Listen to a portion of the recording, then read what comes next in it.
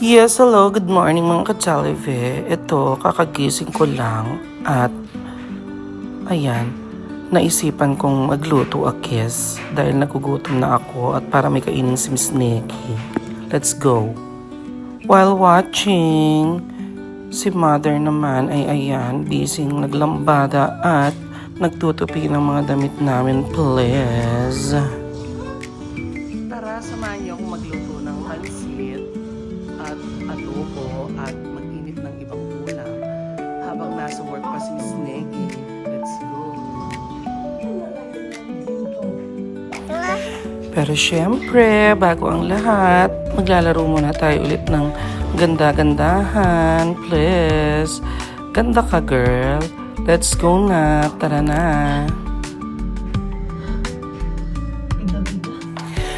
So ito na nga mga ka-Jollibee, ay ipin-prepare na namin ni Mother ang mga gagamitin namin sa aming mga lulutuin. Ayan, may garlic, may cabbage, may liver, pansit.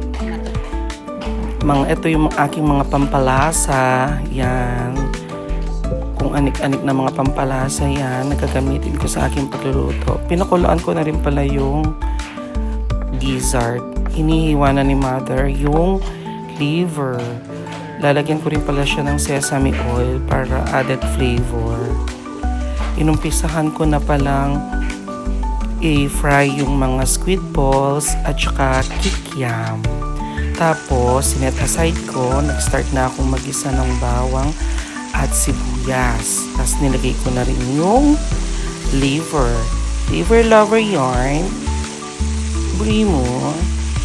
Yan, for the gisa-gisa muna tayo mga friend.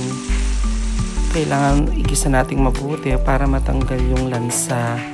Kasi syempre, ayaw nating malansa yung ating laps.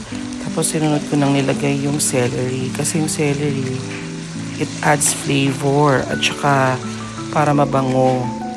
And then nilagay ko na yung cabbage. Wala pala akong carrots or any other gulay kasi ito lang yung mga natirang gulay namin eh. So, ginagamit ko lang kung anong meron. Ininit ko na rin pala itong aming natirang adobo. Nilagyan ko lang siya ng onions. Kasi sayang naman, no? Bawal magsayang ng pagkain, please. So, ayun, wait lang. Ayan na, gisa-gisa. So, ayan. Binuksan ko ang aming ref at kinuha ko na rin yung mga natirang ulam na ipapainit ko, please. Tapos ininit ko na rin sa microwave. Sayang naman. Itinuloy ko na rin yung pagluluto ng pansit kasi nandito na nga si Miss Niggy at ayan, nag-dance-dance na a kiss, please. Bring yan. Perfect. So ayan, niluto ko na nga po yung pansit. Tinanggal ko nga pala muna yung gulay para at least medyo crunchy pa siya. So niluluto ko yung pansit. So ayan na si Miss Niggy from work. Hello Miss Niggy, please. Tapos binuksan na nga pala ni Mother yung mga dala ni Miss Niggy. Ayan. Dinala niya ako ng mga nakakamatay na chichirya kasi alam ni Miss Niggy na favorite ko itong Chex Mix. Ang sarap-sarap nito mga ka-Jollibee. Kaya yan, binili niya ako ng marami. Kaya good luck sa aking kidney. Basta inom na lang tayo ng maraming water. O, diba? Iuuwi ko lahat yan sa Pilipinas kasi hindi naman niya kakainin yan dito. Nagluto na nga rin pala ako ng buffalo wings. Ito, niluluto ko lang sila lahat sa air fryer. Tapos, ayan, di ba? Ang sarap na ng itsura ng pansit. Ilalagay ko na yung gulay. Tapos, para mabango yung ating pansit at mas malasa, lalagyan din natin siya ng sesame oil. Drizzle lang pag malapit na siyang maluto. And then, syempre, titikman ni Mother. Mother, pasado ba? Masarap. As a pansit lover, si Mother. At ito na nga, Diyos ko, nasugat pa akis. Ang sakit. For the Bloody Mary, ang aking kamay. Pero syempre, tuloy pa rin aking pag-cooking. Ay, ayan na pala. Ayan yung mga ininit kong food. Adobo, lagat ampalaya. Tapos nagiwa na rin kami ng lime. Paluto na rin pala tong buffalo wings at kakain na kami.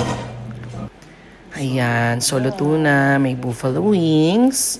Ayan. Tapos yung niluto kong pansit, adobo, and lagat ampalaya. So, hindi na matiis ni mother yung gutom niya. Kaya, ayan, nauna na siyang kumain. Kasi kanina pa siya gising kasi naglaba at nagtutupi siya ng damit.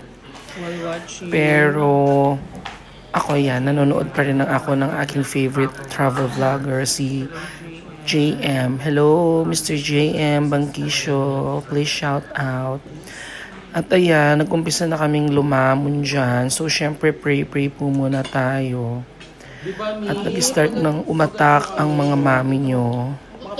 Go mother, eat lang ng eat please. Go Miss Negi, laps ng laps.